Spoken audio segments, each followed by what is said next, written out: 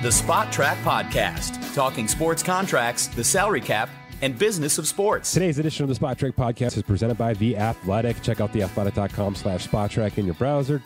Register for 40% off that first year subscription. Download the app. Tell them who you like, and you're all good from there. That's theathletic.com/spottrack. My name is Mike Ginnitti. Happy Monday. Happy weird, wild stuff for a guy living right down the road from Buffalo Bills world here. That was not a game to look back at fondly, but certainly one that was fun to watch, certainly a memorable game. I'll leave it at that. Here's the plan for today. I'm going to take a look at a quick extension candidate from every NFL position. A rookie extension, a veteran extension, something along those lines, just somebody who's standing out right now, a couple of names that are literally standing out, and our projected price points on those players. Then I bring in Cousin Dan. There's a 40-man roster deadline tomorrow in Major League Baseball. Edwin Diaz just kind of broke the relief pitcher stuff. I've got the full breakdown on that contract. His thoughts on the whole relief pitching situation, how that contractually should work. And then we switch to the declaration that Shohei Ohtani is going to be an Angel in 2023. What that means, is there some gamesmanship with that? And just where that Angels roster is going amidst Mike Trout and his injury history, Ohtani's expiring contract, still no pitching on that roster, and an ownership change. So that's just a lot to swallow if you're an Angels fan. But that's the reality that you're living in.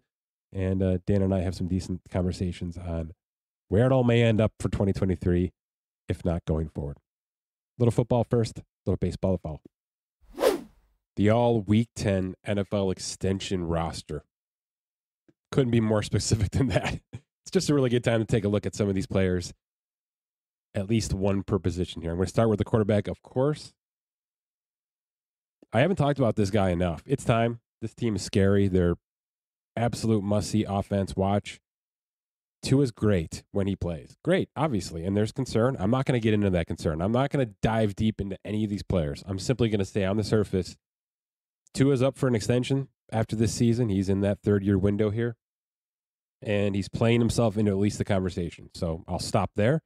I'll tell you where we have him valued. He started at 30-ish, 31-ish coming into the year with just absolutely no kind of resume to show for. And it's at 40 right now. And that doesn't really happen in our math. Okay. It's hard to go from 30 to 40 using our algorithm. It's just something I've noticed over the years. And that's good. I think it should be strict. And he's been that good. He's been that much better than 2021 Tua and 2020 Tua over the first 10 weeks here, and it's been obvious. He's passed that eye test for sure. So we're talking at least, 4 for 160 on its early face. It's going to be bigger than that. I'm not going to dive into should they do it this offseason, should they consider his concussion history, blah, blah, blah. I'm just telling you, he's played himself into 10 million more per year right now on a mathematical basis. The running back, Saquon Barkley, of course. He's leading the league in rushing. I've got 6 bullet points here on Saquon Barkley, something I never thought I would be saying, but he might catch 50 balls and he might rush for 1,700 yards. Got 35 carries against the worst defense in football in Houston. I mean, the Giants aren't afraid to use him. He is not afraid to be the old Saquon Barkley. It's exactly what he looks like. I'm going to knock on wood and hope this continues because he is fun as hell to watch and have on your fantasy team. He entered week 10 at about $12 million per year. That's up to 12.5. It's just how it rolls. I mean, when you have big time production games right now at positions that don't generally pay well, you're going to move the needle. So he's pushing himself into the conversation of at least upper echelon. Do we get to Christian McCaffrey with Barkley or with anybody right now? Is anybody right now in that conversation catching enough balls to justify being basically a 2-position player, which is what McCaffrey is? Still, I think Barkley has done enough. He came into the league with that mentality. He was obviously drafted to be that kind of player. I do think there's a limit to what that offense is allowing him to be, and that's fine. Whether it's protection for him, whether it's, Daniel Jones is limited himself. Brian Daboll hasn't yet figured out how this thing should tick or doesn't have the roster yet. I think all those things could be true and probably are true. But if I tell you that mathematically he's a $12.5 million player, that probably sounds about right. It's cap-adjusted version of Joe Mixon. That's probably right. But the ceiling for Barkley versus a Mixon or versus an Aaron Jones or whoever else is in this kind of wheelhouse, financially speaking, is just so much bigger. And you never pay for what has happened. You never pay for what could happen. You should be paying for what you're seeing right now. And there's a really good chance that the injuries have dropped that ceiling for Barkley. But I don't think, I know for a fact that's not what the agent's going to walk in and say. And I don't think the team believes that either. And I don't think there's any chance in hell that the Giants want to walk away from this situation. And I can't believe I'm emphatically saying that. I think 3 months ago it was, my God, I can't even imagine a world where Saquon Barkley is getting an extension. I think the more surprising part is a lot of people think this should happen right now. Let's not even wait till January. Let's not even wait till March. I'm pretty sure the Giants have tabled that conversation, and properly so. But let's talk real here. Let's say he finishes this thing out just like he's doing. And, the Giants win one playoff round. Whatever happens, happens. It's a above average season for the Giants, and for him specifically from a statistical standpoint. The conversations have already started that he should be getting the $16 million plus and the $30 million fully guaranteed. That's McCaffrey's high bar here. Obviously, we have to consider it because the cap's at 218. At 208. It might be 218. It might be 225 come next March. So just that alone, if we're talking 8% of the cap, which is about right for the upper echelon running back, and then 46 to 48% of a contract is guaranteed for a running back because you're not getting 8-year contracts. You're not getting quarterback deals here. Can we get to 4 years, $60 million with 28 of that fully guaranteed? So just a tick under McCaffrey's 4 for 64 with 30? Probably. His agent won't like that. The agent's going to come in swinging with, 4 for 75 with $35 million guaranteed at signing. I get it. Everything's inflated. And there's a world where Barkley can run the ball better than McCaffrey from a 2-3 down standpoint. Everybody's got the baggage right now. But I just don't know that you're going to get teams, or even one team, to dive in this deep with any running back contract anymore. It's just, there's too much evidence to say, why are we doing this? Why are we doing this? This regime did not draft Saquon Barkley.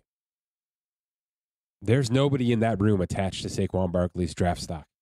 So we can no longer look at him as, man, you can't just throw this away. Look at what they gave up. Look at what they did to bring this guy on the roster. That's gone. All right, that's 5 years ago. That's an entire regime ago. There's a lot more smart and savviness to this Giants front office / sideline coaching staff right now. So I don't think it's an accident that Barkley has now broken out in this new regime. And I also don't think it'll be an accident if this deal doesn't look like a historic top of the market running back deal. So I'm gonna take this a little bit smarter approach with this. And I realize I'm extrapolating on this one specifically. It's the right time to do this with Saquon. Let's just say he's franchise tagged next year. And I think that's a maybe, depending on the Daniel Jones situation. I think he can play himself into franchise tag Daniel Jones. He can play himself into unrestricted free agency. He can play himself into a Blake Bortles type extension. There's options there. But just assuming that Barkley's going to get slapped a tag is, to me, not a slam dunk. If you want to keep your quarterback, you're going to tag the quarterback. It's that easy. I mean, you just don't do it.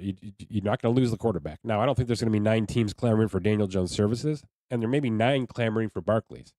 So it's a debatable discussion in that regard. But let's just say he gets the tag. Let's assume that it's a $225 million cap, and the tag is 12.5. Basically where he values. And that's been the case kind of for a while here. He's kind of been running that franchise tag value line for 2 seasons now. That means a second tag is $27.5 million over 2 years, or just under $14 million per year. So can the Giants just take that approach and say, look, it's been a rocky couple of years, injury-wise, production-wise, but we think we have this figured out. We certainly want to keep you for a year or two. Do the Giants just start with that number, which is basically what I just gave you, right? $28 million fully guaranteed at signing. I think that's the correct approach. We don't even care what the rest of this contract looks like. You want to take 17, 18 million a year and be able to hang that highlight on your Twitter page. That's fine. As long as what this thing looks like when you dive all the way deep to the center, it's 28 million guaranteed over 2 years. I don't think too many people are going to gripe at that, especially knowing that Barkley has already made $38.5 million in the first 5 seasons because of where he was drafted in that 5th-year option. So in terms of running backs, this guy is already banked. So you want to add another $28 million to that, we're talking about $65 million in 7 years. That's excellent coin for a running back. Now, no agent in the world is going to take that approach, ever. I mean, that's a rookie wage scaled, contract. Again, though, that wasn't our decision if I'm the Giants. That wasn't our pick. We would never have slotted him number 2 overall, blah, blah, blah. I'm nickel and dime in a situation that's probably not going to be this complicated. Generally speaking, if a guy can play and he's considered to be one of the best at his position, he's just going to the top. So again, I'll tell you what the top is. $16 million a year, $30 million guaranteed at signing. That's the number. Can the Giants do a little bit better than that? Come a little under that? They're going to try. But at the end of the day, if this thing looks like $18 million a year and $35 million fully guaranteed, don't be surprised. Wide receiver, obviously, the discussion today has to be around Justin Jefferson, who becomes extension eligible in January for the first time. Look, he's generational. He's a generational talent, and you can slice and dice this any way you want. Kirk Cousins is Kirk Cousins. What would he look like with, Joe Burrow or Patrick Mahomes throwing him the football? I don't think it freaking matters. This guy is quarterback proof right now. He holds a $27.5 million valuation, and some of you out there are already screaming and yelling at me because everything he's done should make him the highest paid wide receiver in football. And I've said this before, but I want to reiterate right now. There's a very specific divide in wide receiver pay based on experience in the league. It's just something that has happened. I love it. I wish all the positions were following this path. But for right now, there's a distinct crop for rookie extensions. And at the present time, A.J. Brown's $25 million a year is the leader in the clubhouse for that crop, the second contract. Third contracts are Kupp, Diggs, DeAndre Hopkins, Tyreek Hill, Devontae Adams. The third contract numbers are bigger, better, bolder, more guaranteed, and they sit above this conversation. Should Jefferson eclipse this conversation and go up there with Tyreek Hill's 30 and $72 million fully guaranteed? Probably. But mathematically, because we take age into factor, we take all this stuff into factor, he's $27.5 million, which means he's $2.5 million more than any other second contract in the history of the game. That's where he is. So it's still an extremely strong valuation. It just comes with context. Now, you want to put him up there and say, it doesn't matter. We don't care that, this is his second contract and he's only 20-something years old. He deserves to be at the top of this list for the betterment of the NFL. He's the guy that's going to be pushing this game, and he should push it financially too. I'm in on that. You've sold me on that conversation. And by the way, he passes the eye test every week for this. But if we're going to kind of keep the status quo, he should slide in around that $28 million mark, which, again, blows away the number 2 contract, but isn't quite yet to that third contract. I'm all for this hierarchy. I just don't think it's sustainable. Tight end, TJ Hawkinson. I think the trade to Minnesota made him millions, literally millions. I think it's going to add $2 to $3 million per year onto his extension because of the workload he's going to get, the availability he's going to get, and the visibility he's going to get in the postseason. I mean, he's heading into a big-time year. There's a 5th-year option next year, so that the Vikings can slow play this if they want to, and they might have to if they decide to pay Jefferson because Cousins is on an expiring. There's some offensive line stuff to take care of, which looks good out there, by the way. So it's going to get expensive to keep Minnesota together, and that starts with the Cousins conversation. But if this thing can kind of stay together and there's a 2 to 3 year contention window for this team, Hawkinson's going to be a part of this conversation. And he was an $11 million tight end an hour and a half ago. He's one of those guys I've been watching. He's a fantasy guy, obviously. He's one of those players that just kind of flatlined. Was literally not getting targeted in Detroit with their quarterback carousel. The golf stuff picked up a little bit. And now with Cousins, I think you're going to see him get 10 targets a week, 6-7 catches a week. And he's already at $14.5 million. He's already in Hunter Henry land, which, if you remember how Hunter Henry looked with the Chargers before he became this shell of himself with the Patriots, that's the reverse of what's happening here. He's getting his Hunter Henry debut here with Minnesota at the perfect time. So even if he has to wait an entire year and he's got to, play out some of this 5th year option and see what happens, blah, yada, yada, yada, he's going to be approaching that Mark Andrews, George Kittle type stuff, because I think the production will be there at the end of the day. So huge trade for him, financially speaking, in my opinion. Offensive line. Back to the Giants. I've got 2 Vikings and 2 Giants in this list. Can you believe it? Andrew Thomas has just been rock solid. He's the number 1 rated tackle, according to Pro Football Focus. He was up there last year. He has just quietly rounded himself into one of the best. Drafted number 4 overall. He checks all the boxes for a big time extension coming. And by the way, I've got him at 4 for $99, almost $25 million a year. That's historic stuff. So he's 23 years old. They don't need to touch him for a year and a half. They could franchise tag him. They could go all the way down the line if they wanted to here, and they might if he's not demanding anything right now. But I'm telling you right now, this 2 year he's had puts him in historic territory with offensive line pay. Nick Bosa is finally, knock on wood, consistently been Nick Bosa for a good stretch here. And he's one of those players that you knew he was going to get massive pay because he's just a freak. But the injury stuff just kept him, kept everything, kept the numbers down, kept the games played down, which it stings our math so much. And rightfully so. You shouldn't get credited for games you're not playing. Well, that's finally worked itself out over the year and a half here that we're basing this off of. And he just surpassed his brother's number from a valuation standpoint. So it's about 4 for 110 in our system. The only player, the only edge defender in the history of the game that's sitting atop of Nick Bosa right now is TJ Watt. Watt's at 28. I think we have Nick Bosa about 27.2 in our system. So he's right there. So when it gets this close and he looks like he looks, especially last night, just expect him to be going big, $30 million a year. He's going to the top of the market. He's going to reset this thing.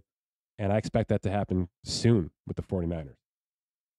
Defensive tackle, Quinnen Williams with the Jets. The whole Jets defense are having a moment. They're super young. They're super fast. Williams is headed towards the 5th year. 4 for 66. And he's very much more a pass rusher than a run defender, which pays. That's where the money is. So he had a weird 2021. He had a really good 2020. So it's been kind of an A-B system right now. He's in his peak right now. This is as good as he's been. He's one of the top-rated PFF interior defenders. Everything's kind of trending up for him. Now, if this Jets team can kind of hold the fort for the next 9 weeks and he becomes a prominent name again, you go and get this contract. You go and get 4 for 75 and get this thing done. Otherwise, the Jets may long play this because they've got a lot of holes still offensively to fill out.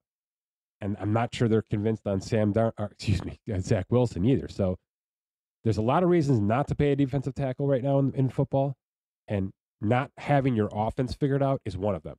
So this is one to watch because this player deserves the money, but they may put the waiting game on him. Speaking of which, the interior linebacker right now is Tremaine Edmonds, something I did not believe I'd be saying. Again, the Bills paid everybody, but they didn't pay this guy. They let him get to the 5th year.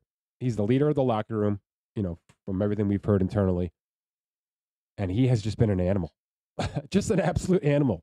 This is the first time in 5 seasons, in 4.5 seasons, that you watch a game and you hear his name a half dozen times.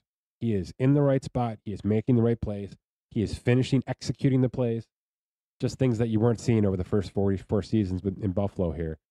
He's a problem. He's a factor. And now he's a problem for Brandon Beane because I don't think this was a contract he was going to put on the books.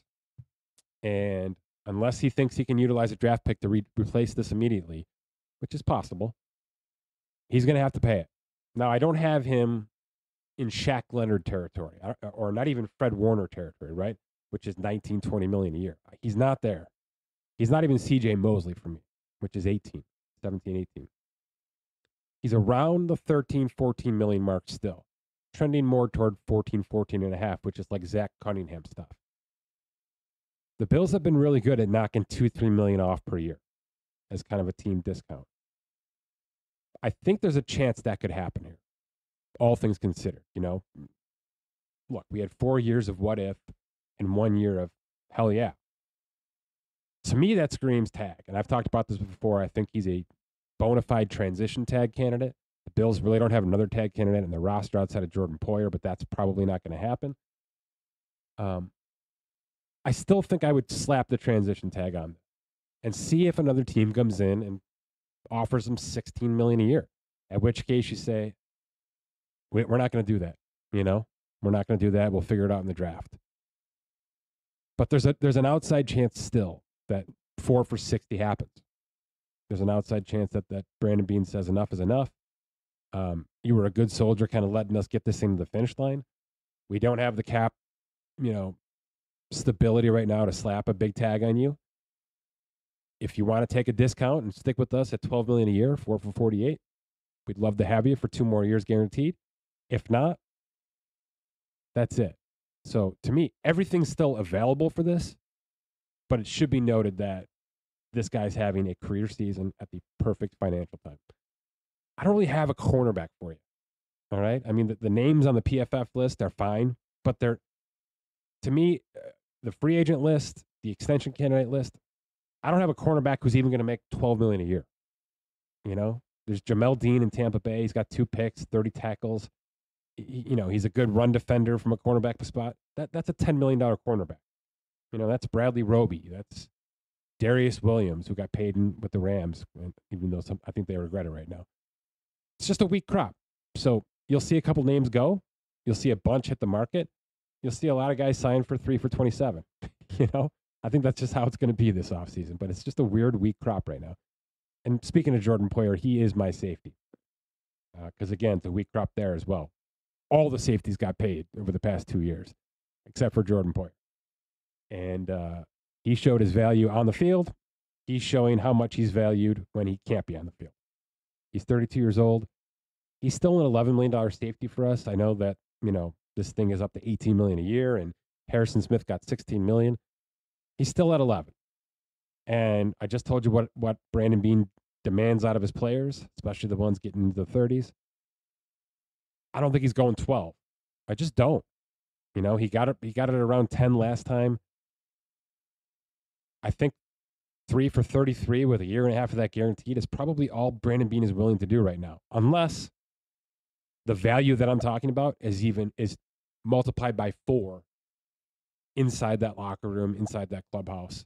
And there's just an intangible factor that we can't monetize that he can, in which case 3 for 39, 20 million guaranteed at signing. I'm not going to say don't do it. I'm just saying where our math is and where his age is, I don't think a lot of teams would do that. The Bills may have to. All right, Dan, a couple of big baseball deadlines coming up here. We just had, kind of our first one with the qualifying offer stuff. The 14 qualifying offers. Anything surprise you there? We really haven't talked about this yet. Not overly. There were a couple ones that didn't get done that I think we both thought were a little surprising. I think Mitch Haniger was definitely a name out there, but we understand Seattle's situation. I think they're gonna be unbelievably aggressive this offseason. So Tyler Anderson with the Dodgers, is that just take it? We want you for 1 more year anyway. Might as well take this. Is that what that's going to be? Sounds like it to me. They obviously have at least a short-term need at pitching, probably a longer-term need also, but I don't think he's a guy they want to get into a multi-year contract with. So I think that's not that he's not that his career is in a similar place as Kershaw, but I think it's similar to that where they're willing to maybe they're maybe willing to overpay him for 1 year to kind of to run it back and then figure it out beyond. But I mean, I don't really know. Like, is he? I don't even think we have him valued that high. Do we on a multi-year deal? No, he's 32 years old. This was like his one big year. I think it's like a franchise tag in football. I got to see it again before we're doing anything about this. So I think it's perfect. Jock Peterson, that one surprised me. Especially if the Giants are about to pay a shitload of money for more power, right? Yeah, they must. I know. Good point. I mean, I don't know what to think about that one. They must think he's going to get enough interest to get a multi-year deal where he's going to kind of punt on that. Otherwise, I mean, do they think that, or do they value him like a Kyle Schwarber? Is that what this is? Possibly, yeah. I guess. I mean, I think they like him a lot, but he also had a really good year. I think I guess it ultimately depends on how they want to run that team going forward. Like, he was a platoon guy that, would even start games and get pulled really early in a game if, the starter got pulled early and they had to kind of switch sides there. So I don't really know what to think of that one. It seems like they might be trying to squeeze the draft pick compensation out of it more than they have intentions of actually bringing him back. But I could definitely be wrong on that. I have a feeling he signs that. That's just my guess. But for a guy who played on 1-for-6 this year and to get a $20 million offer for 1 year, that's at least flattering from his perspective. I mean, it sounds like the Evaldi stuff is already evolving into a multi-year extension. Anthony Rizzo is not signing this thing, right? I don't think so, no. Why do I keep reading that he's going to sign this and stick with the Yankees for 1 more year and then test the market again? He's 33 years old, Dan.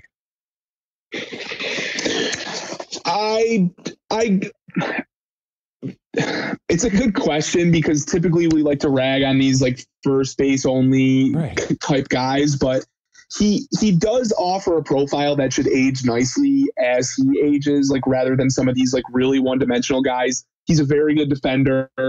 He's a high OBP guy. He's never going to hit, 280 again, but he does take a lot of walks. He's a really good top of the order asset. So I do think there's a ton of value there. So if he does sign it, I think there is a legitimate chance he still can fetch a multi-year contract going forward. Rather, as these first baseman DH types age, we typically don't feel very confident that they're going to find multi-year deals on the market. I think Rizzo is a guy that actually could. So no doubt. No, I think he gets a 4-year deal, and it's basically the end of his career. But I don't know why. Yeah, you think it happens this yeyear, right? Yeah, I mean, you think he could just get it this year instead of just running it back with the Yankees and waiting a year to do it, right? No, I think the Yankees should pay it right now. I think the Yankees should be making a 4-year offer to him right now. I truly do, but that's it's not my money, I guess. All right, let's switch gears a little bit. Tomorrow's a big deadline. It's kind of not a sexy deadline. This is the one that the true baseball nerds know about and really not much more. It's the 40-man lock, 40-man protection deadline, which means if you've got some, prospects or superstars sitting in your minor system right now that are not on the 40-man roster and they're out of options and things like that, if they're Rule 5 draft eligible, this is where good players get stolen by good teams. So I know this is the kind of stuff you geek out on. There's a lot of teams right now sitting at 40-man on their roster. Does that just mean that they're comfortable? Or are we going to see some serious action over the next 24 hours? Because we're talking those Giants are at 40. The Braves are at 40. The Angels sit at 40 right now. Your Cleveland Guardians sit at 40. They're always active this time of year. The Blue Jays are hanging right there. Tampa Bay's sitting at 40. I've heard 9 names that could fall off that roster tomorrow. What are we in for here over the next 24 hours? Is it a lot but not many names? Is that what's about to happen? Kind of like a lot of no-namers getting tossed around? Yeah, I tend to think that, like, as is the 40-man is not, like, you do have to clear the way at a certain point, but as rosters sit right now, there's still room to move, right? I mean, like, just because a team has 40 on their roster now does not mean that they're not going to make a move to then add players. Like the Mets have 31 players on their roster, tons of room to move. Other teams are going to keep 40 and play it out and kind of see how things play out over the next 24 hours. So, yeah, there will be a number of guys moved. Like the Mets might target a team that has a roster crunch and can add guys to the 40-man pretty easily, rather than these teams who already have a crunch and kind of really need a significant upgrade in order to to improve their roster. So like the Tigers, who sit with 40 because they're happy. Clearly, that's sarcasm. They shouldn't be happy. Yeah, right. Well, right, but they probably have a list of guys that they have no problem moving off of immediately. Yeah, there's a chopping block on that roster. There's no question about it. That's the thing. It's just organizationally how each of these teams handle it and their specific situations. So yeah, no, I like it quite a bit. I just expect, at least a half dozen trades I think are coming here. And by the way, trades opened up November 10th. If you didn't know that out there, it's a wide open system right now, even though it doesn't feel like it. There's no television shows talking about Major League Baseball free agency, but it's available. We have some contracts. I want to talk about a couple here. Dan, I got the full breakdown on Edwin Diaz. I don't know if you've seen it yet. This one's a mouthful. This one is quite a contract. And we've talked about whether it was the right time for this contract. There's just a lot to this thing. It's not exactly a full no trade clause. I want to start there. It's 3 years of full no trade. And then the back end of this thing, he's only got 10 teams he can block. So the deferred payments are crazy. He's getting some Bobby Bonilla type shit from 2033 to 2042. It's almost $48 million over the next 3 years. Is this just too much? Just tell me off the top. Is all of this? I mean, without going into a ton of detail, I did an article on this at spotcheck.com that breaks down every single point about this contract. Is this just too much for any one relief pitcher? Or are we at a point in time now where when a guy's this good, you just do it? It's a layered question, obviously, by market size, in my opinion. The Mets, this feels to me very, I know it didn't work out, but when they signed Cespedes in a few years ago, coming off of that World Series run, it felt like he was a player they needed to bring back because he was going to play such a big role on that roster. I think Diaz, there's a ton of question marks in the bullpen. I mean, you can ask the question, is this the right way to build a team? I'm not here to argue that it is. Yeah. The player itself, though, I don't have a problem with his contracts. He's an elite pitcher. He has an extremely good track record. He's still relatively young, which we have talked about, compared to, elite type relievers hitting the open market. They're typically a little bit older than this. And I mean, this is sort of supply and demand too. Teams are already looking around at the reliever market and saying, where the hell are we going to get an impact arm from? Yeah. So if they didn't do this deal, I don't know what they would have done to improve their roster. Now, it kind of sucks they had to spend this kind of money to just kind of keep the status quo there. I mean, their bullpen could, in theory, be worse than it was last year unless they make some really savvy decisions there. But I don't have a problem. It is a lot. If this was a smaller market team, I might be a little bit more concerned with the direction they're building. But I mean, it is Steve Cohen. It is the Mets. They're going to spend more money than this. Like, this is not the only move they're making this offseason. So it's a lot, but I still think there's more to come. And when we zoom out, all the pieces should probably fit together a little bit better, but it is a little bit puzzling, like, to just build from your back end like this. But okay, are you trying to say you think it's just flat out too much? No, I think coming into this, we all knew he was getting $20 million a year. I didn't expect everything else. There's so many bells and whistles.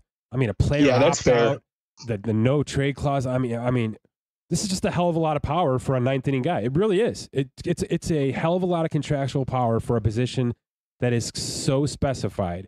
I mean, it's not. I try to compare things to other sports. I don't think I can do that with this the closer has always been this kind of anomaly situation because it's so specified, it's so small in terms of the whole season. You know, it's what?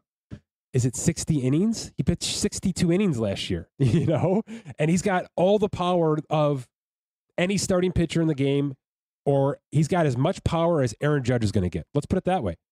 Aaron Judge is going to get a contract that looks just like this, but, you know, twice as big. That's what this is going to be, Dan. There's going to be an opt-out. There's going to be a no-trade clause. So I just have trouble with giving contracts that look and smell like 162 games, 9 innings to something so small. And you can say that's discriminatory, but I don't know. At some point in time, things have to be partitioned here, right? I mean, especially if the tax is going to be a problem at some point. It's going to be, by the way. So your Cespedes comment is interesting. I hadn't brought that into the conversation at all. But is this just a little bit of new ownership still? Right? Is this guy just kind of showing how new he is and doing this immediately? Do you at least let him go out there and get offers like this from other teams before you settle on this? Because again, wink, wink, nobody else was negotiating with him at the time that he signed this contract, right?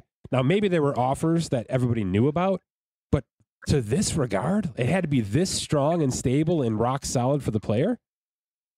Yeah, I have literally no idea, but I want to believe that maybe all of the bells and whistles that got worked in were the price of not going to the open market. Like the Mets had to know that this was like I don't think Steve Cohen blew the doors off the market with this contract. I think it's that right exactly where we thought it was going to be. You're right. Exactly. So if this is like, you know, sign with us, we'll give you these opt-outs. Like, and the Mets might want opt-outs. We've talked about how the window for this team is short, and they really don't want to be getting into like a 7-year reliever contract when you know the prime on these guys are so short, and there's so many, you know, there's such high variance at the back end, despite Diaz being one of the more consistent guys over the last, you know, 5 or 6 years. So, and they did get deferred money, which helps. I mean, that knocks $2.5 million off the tax payroll. So they did get that win. So maybe that was part of the trade-off as well for the bells and whistles. But look, when you look at, you know, Rafael Montero, he did 3 for 34.5. Robert Suarez, which is like the story of the offseason here, guy was playing in Japan for years, comes in and basically just bypasses all of team control, scores himself $46 million over the next 5 years. That's a hell of a contract for a guy who's going to be sitting behind Josh Hader, I think. Or is that a conversation we have to start having here?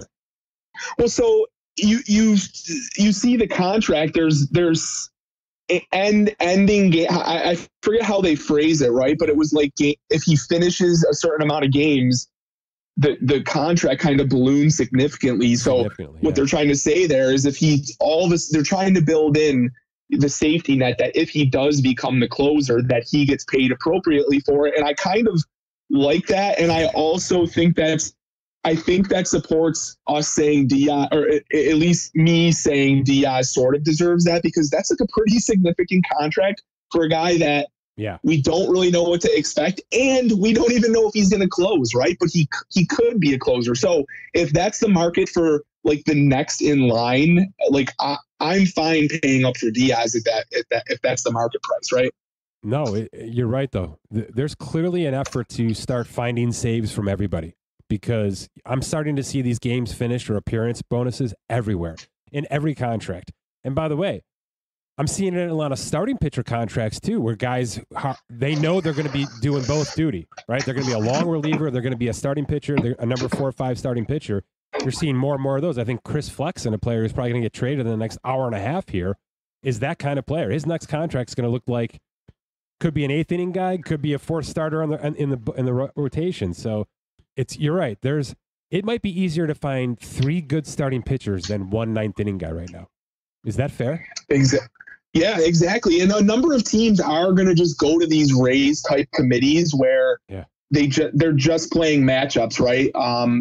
And because it really is a dying breed. I mean, I hate to like give closers more credit, but I think it's been publicly spoken about enough that like when the game's on the line in high leverage situations, you're largely going against the prime of their order, or better matchups off their bench. Like, it is a difficult spot to be in, like this is not just like the punter or the kicker in football, best job in sports, even though there is some pressure there, that you just run out there a few times in a season and have an impact. It is a difficult job. So I do think to find these bona fide closers is going to be kind of difficult, and you'll see teams start just like piecing it together based on matchups. But man, if this is the cost of one, I don't know what the right way to build is, right? Yeah, the kicker stuff's super fascinating because it's not like we've seen one kicker in NFL history be so damn good that he's worth $10 million a year. You know, we just hit our high, and I think it's 6 in kickers, and that's Tucker, and he is the best of all time. So, you know, I guess this is just becoming so difficult to do. This closing role, this 9th inning role, that if you've got a guy that shows 80%, 85% of the time he's the guy, you're just going to have to do this to keep him. It's nuts. It's a big, big contract. How many franchises would have done this? If Edwin Diaz hits the open market, I mean, how many teams would have done 20 a year for Edwin Diaz? Truthfully. I think you probably have 3, maybe 3. Wow. I think there's a number. You what do you think? Not less? So you're saying Dodgers, Phillies, Mets? Is that it? Would the Yankees have done this? No, I don't think so either. I think they like the options they have at the back end. I mean, would the Rangers have done this? I bet you there's 5. I bet you there's 5. Yeah, so I think Boston would have sniffed. They have been a mess at the back end now for a number of years. Like if they're going to start spending money, I think you could spend it in worse spots than Edwin Diaz, as I have already laid out. So I do think they'd be a team. Yeah, I think there's a number of teams that would be in on him because, I mean, I'm telling you, you start looking around and then it's Kenley Jansen and Craig Kimbrell again. David Robertson. Yeah, it does drop off quickly. In fact, I think the Mets might have the 3 best bullpen arms of hitting the open market in Diaz, Ottavino, and Lugo. I think every team wants either of those guys right now. So it's a fascinating conversation. You're right, though. It got bare quick. Well, and I mean, it hasn't been talked about, and I haven't dug into it enough, but these teams that have maybe 2 or 3 guys, like Seattle, like Baltimore, with these teams with maybe several potential options that they're sort of trying to figure it out, you might see one of these contenders go target one of them in the trade market, as opposed to just taking the total flyer on these aging veterans, so it's fascinating. Like Andres Munoz probably deserves to be a closer in the league, but he's been used in a high leverage role in Seattle, which is fine if that's how they want to utilize him. But a team might come and try and swoop in and grab one of those types of guys. So it certainly didn't surprise me that the first 3 free agent signings were relief pitchers. Let me put it that way. Just sort of how things work. This is generally the one area where every team looks at their season from a month and a half ago and says, if we had 2 more bullpen arms, maybe we're still playing right now. You know what I mean? Exactly. Real quick on Josh Hader. I know the language is there and everybody's reading it and probably reading into it. He's going to enter his final team control year, right? An ARB4, $12.5 million projected salary. They're going to let him ride this out, right? San Diego's going to give him a chance here. As the closer, or like you mean not sign him long term? He's not a trade candidate right now, right? I mean, he was phenomenal down the stretch there. Yeah, I'd be surprised if he was, but I certainly don't think they're looking to extend him. Okay. Just trying to get my ducks in a row here because I do think there's going to be some movement. Like I said, 24 hours or so, and then it'll stop until early December when those winter meetings start, and that's when the Ohtani stuff starts up. And by the way, can we talk about that for 30 seconds? The GM coming out and saying he's going to be an Angel in 2023. Yeah, I don't totally buy it, but okay, I absolutely don't buy it. To me, that was, I haven't gotten the offer I wanted yet, so I'm going to zag and give you the exact statement that you want to hear, which is he's not tradable, which means you're going to call with your best offer. That's what that is to me. It's total gamesmanship. I actually don't think they want to trade him, Dan, but they want to be blown away. They want somebody to come in with, because they don't know how to do this. They don't know how to fix this team. And I don't blame them. They've tried every which way for 5 straight off seasons. And they're on GM number 3 now, right? So I don't blame them. This is one guy who can fix this team by going away. I mean, if they could get a haul of experienced and top prospects for that guy right now, that can fix their franchise. So I just think that's a shot to the world to say, we'll keep this guy if we have to, unless you bring 3 A's and 2 B's. And I do think that starts to happen. I really do. Yeah, so sort of two caveats on this. I don't really know how much less his trade value is at this upcoming deadline as opposed to what it expiring. is. Yeah.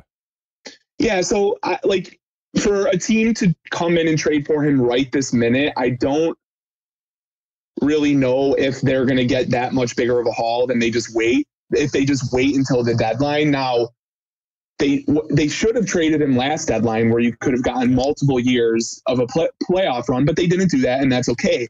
The other factor in this is the team sale. From what I have heard, it sounds like they have decided that from a team sale perspective that they're better off keeping him in the organization rather than sell. Come on. Every owner knows, anybody who's buying this team knows he's going to be gone after this year.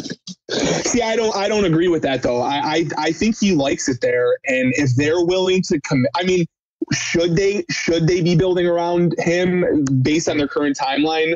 I don't think so. No, but if they judge that the franchise is more valuable with that player to do a sale, I don't think that a new owner is going to come in and be eager to get rid of that biggest asset right away. I mean, we talked about this with the Washington Soto stuff, right? Like, is that franchise more valuable with him? And if so, how is the new owner perceived if he comes in and immediately deals the franchise player that helps you win a World Series? I mean, it is slightly just different circumstances, but I don't know. I'm not saying he is going to be there long term. I'm just saying the way this is playing out, if the franchise values him more from that perspective, keeping him there, I think there's at least a chance he stays there long term, because he does seem to like it there.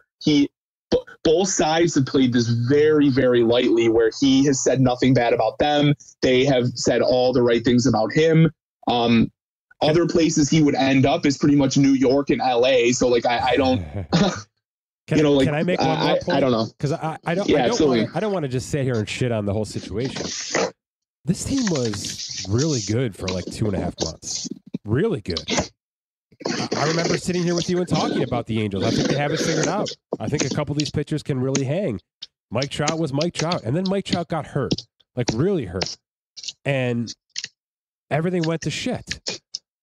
Are we talking about the wrong guy here? Because Mike Trout's been hurt every year now for 3 straight seasons. And this past season, am I misremembering this, Dan? This was a good team, right? This was like a top of the division team for a while here. They were hanging for a while, and they were sort of just like a wild card contender for maybe the first 6 or 8 weeks. But they hit a platoon really hard. Okay. And then that's when it all fell apart, and Madden got fired, etc. So I don't know. Yeah, I mean, what you're saying, you think that they should be trying to trade, work around Ohtani and trade Trout sort of thing? No, I can't. I don't think Trout is a trade candidate. I really don't. I don't hear that he is. I don't believe that he is. I just wonder what happens if these two are fully healthy for a whole season. I guess that's all I'm saying. Is the rest of the roster really that in rough of shape? Answer that question to me. It's not great, to be honest. I mean, I do think they're headed in the right. Okay, 2 things here. I like Perry Manassian, and I think he's a good GM. He's done good things. He's really expanded the scouting department. We saw 2 drafts ago, they spent all their draft picks on pitchers, like 20 straight pitchers. I think they are headed in the right direction, but a full front office and organizational turnaround like that takes multiple years. You don't see the payoff of pitching development for 3 to 4 years down the line. So I do think he's headed in the right direction. I think they could take another step once Artie Moreno gets out of the picture. There's tons of rumblings that he's too involved. He puts money in the wrong places. He gets involved at the wrong times. So I do think if they give a new ownership plus a good GM in front office, I do think they're headed in the right direction. I just don't. The timeline to me doesn't match up to kind of extend Ohtani. I know I just said I think Ohtani's there longer if they have a new owner. And that's why I brought this part of the conversation into it. It's not the right timeline. Are you just paying Ohtani as a circus ride? Truly, because that's kind of how you're phrasing it. You know, the owner's not going to get rid of this guy who puts butts in seats, but I just don't know if that's even a thing anymore. Right. That's why I'm like, I can't land exactly on how I feel about this. I'm just sort of putting all of this together, and there's no question there's pitching depth coming. They literally spent their entire last draft on pitching. And they're trying at least. It doesn't always work. Right. It doesn't always work out. I mean, the Royals have tried this and failed miserably at it. So it's not guaranteed that Colorado, to a certain extent, has tried this too. It's not guaranteed that it's going to work, but in my opinion, it's the right way to at least try. And let's see how it all plays out. But I actually think, I'm going to stay with my original comment. I do think there will be a team or two that throws a massive haul for Ohtani at the winter meetings. That's going to happen. Whether they say yes or no, obviously that's a different conversation. I also know, because I've spent half my October life, researching and diving into this stuff. This is one of the best starting pitching free agent crops we've ever had. Ever. You got superstars, you got Bs, you got number 4s and 5s you could pay $6 million to and get in your house tomorrow. The Angels could buy themselves a rotation right now like they've never been able to do. Just flat out buy it. And now they're in the middle of this sale. And Artie Moreno's not going to spend a freaking dollar. So is this sale going to get done in the next week so that this new owner can be a part of these? No. That's the worst part of this to me is you have, Rendon is a mess. I don't even know what you do with that thing. But Mike Trout posted a 6 WAR in 119 games last year. That's unbelievable. That's impossible. Ohtani posted a 5 WAR just as a hit, So I don't even know what to do with those two. And then also knowing they could literally buy themselves a pitching staff right now. They could spend an ungodly amount of money on a Chris Bassett, on really good Bs and push this thing through and not compete with Houston, but maybe compete with Seattle right now. So they could go $250 million this offseason, or they can do absolutely nothing. And then I don't know where you are next year with a new owner. So the Ohtani stuff plus the new ownership was never a selling point for me because you're just not going to be better. You're not going to be better right now unless you're right. You're waiting 4 years for the prospects to grow up. And the timelines just don't sync for me with this team. It's a weird situation. Yeah, I don't get it, man. I just I get it. I think Mike Trout has earned the respect to kind of. I do too. Say I want to stay, I want to go from that perspective. But if there's any inkling that he would like to leave town, they absolutely should be doing that, and they should absolutely be trying to get the most they can for Ohtani. I mean, it says something that you have two of potentially the best players on the planet, and you were not even close to a wild card spot, right? That says a lot about the rest of this roster. I am totally eating crow. I liked this team a lot coming into the year.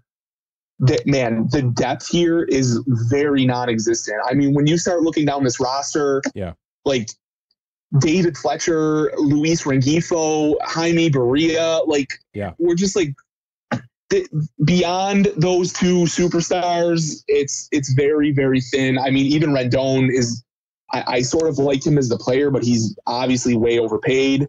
Man, I don't it's tough. think signing pitchers, none of it would work out. I just think they need to stay on their timeline, which is 3 to 4 years down the line, and get what they can on those players and just gut it for now. But I don't know if that'll happen. All right, so then where do you stand with Ohtani? Because there's also the Mookie Betts side of this, right? Can they even get the haul they're demanding right now? Or is Alex Verdugo, Jeter Downs as good as they're going to do, Yeah, I think that maybe it's a little bit more than the Mookie Betts package, but I don't really have a lot to go off of that. Ultimately, I don't think he moves this winter. I think he's more likely to move at the deadline. I do agree with you, though. I don't think he's on that roster necessarily at the end of the season like they have publicly said. So, well, they did say start of the season, so there's some gamesmanship there too. Yeah, fair. Little wordplay. All right, good stuff. We'll keep up with it. All right, thanks. All right, my thanks to Dan. My thanks to The Athletic. Visit theathletic.com/spottrack right now. We'll be back with a roundup of this 40-man stuff, some Week 10 look-backs from the NFL, and some NBA stuff, because there are some really low-priced teams projected to be bad teams at the top of these NBA divisions. Crazy stuff. And the Warriors are 0-7 on the road, just as we expected, right? For Scott Allen, my name is Mike Ginnitti. Thanks for listening to this edition of the Spot Track Podcast.